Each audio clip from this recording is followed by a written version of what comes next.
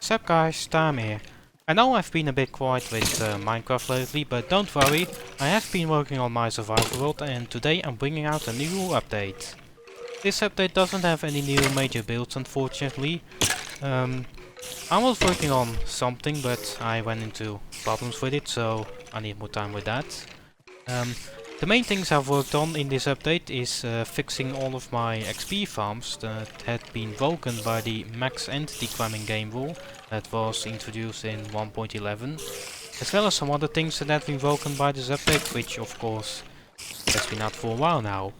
But anyway, in this video I'm going to show you all of the totally rebuilt farms, but we're starting at one that I've decided to retire from use, which is the Cavedon.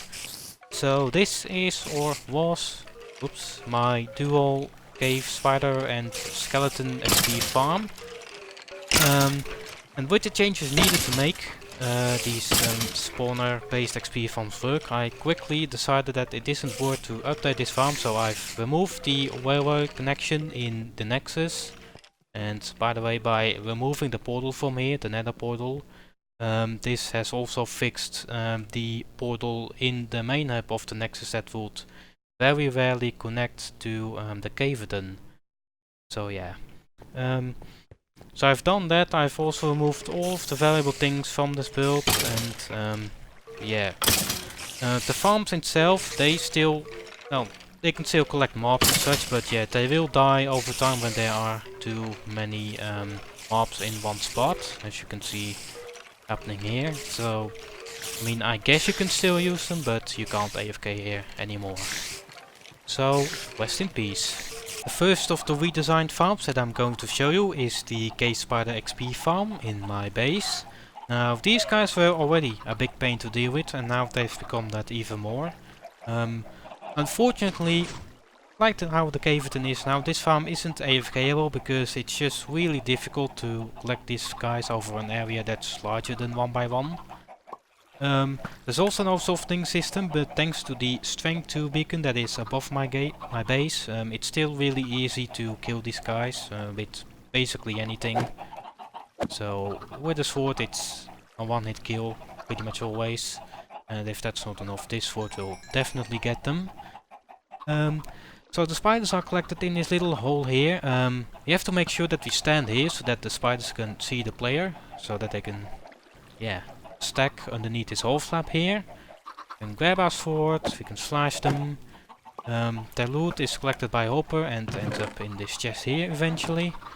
And to get the XP, we have to stand a little bit diagonal, so kind of like here, so that it can go through this hole. So this is an upside down stair. Then the XP can travel through this hole and into the player. Sometimes the loot of the spiders may end up on this iron trapdoor here. So this trapdoor is here to prevent the cave spiders from, yeah, being able to exit their little hole. But to deal with that, all we have to do is press this button, and then any of the loot that is stuck on here will also enter the hopper and go into the chest. As for the farm that was the regular spider XP farm, I've decided to turn it into a automatic string farm to make it more useful.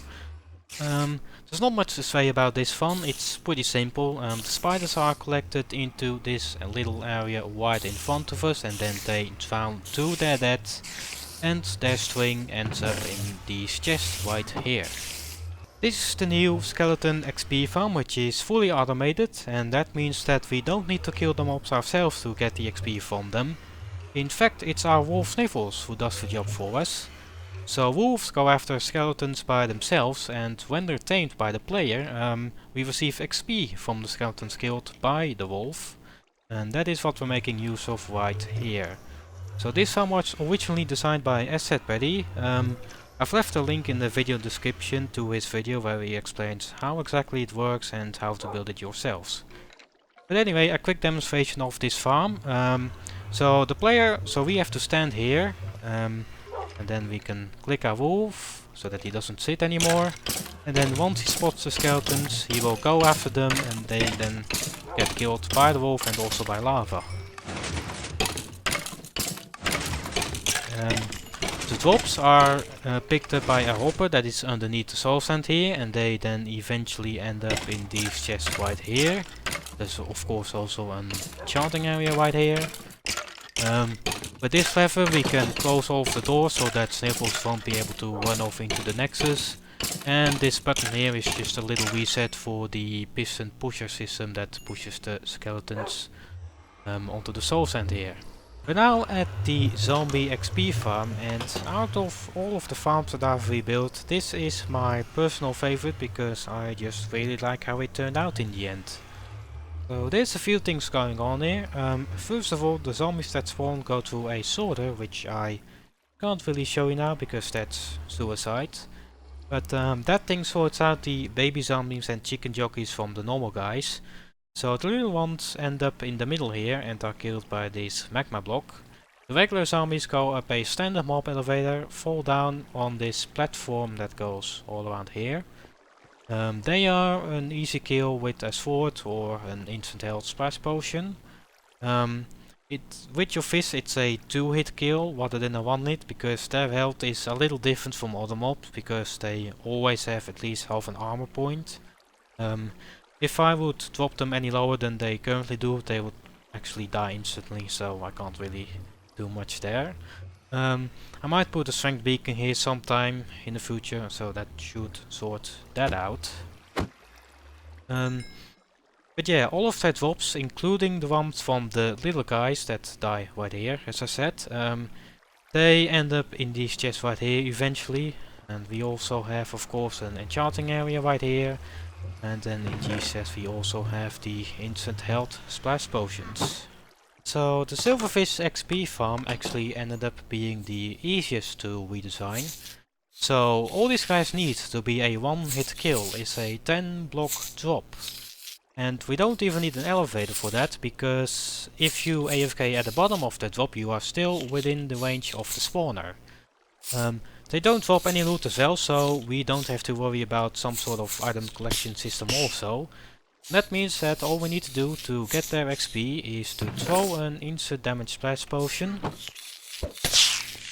stand right here, and there we go. And finally we're at the Blaze XP farm.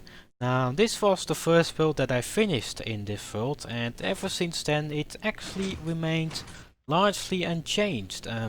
I think I made a few adjustments to it once when I had to fit the connection to the Nexus to it, but yeah, that is until now because I fully redesigned it.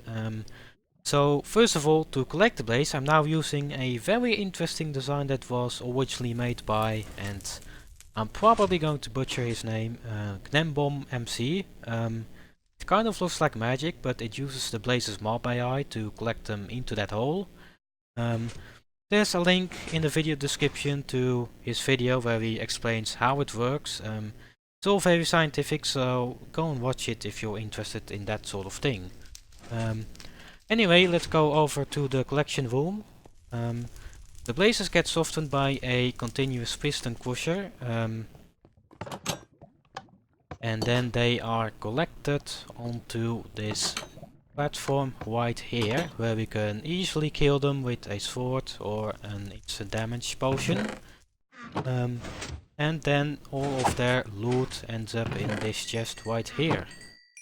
Well, I've showed you all of the rebuilt XP farms now, so that means that we're at the end of this video. There are a bunch of changes on other builds throughout this world too. For example, at the Guardian farm I replaced the Vulcan elevator with a simple minecart track, but most of them are not worth showing on video. So thanks for watching, and I'll see you next time.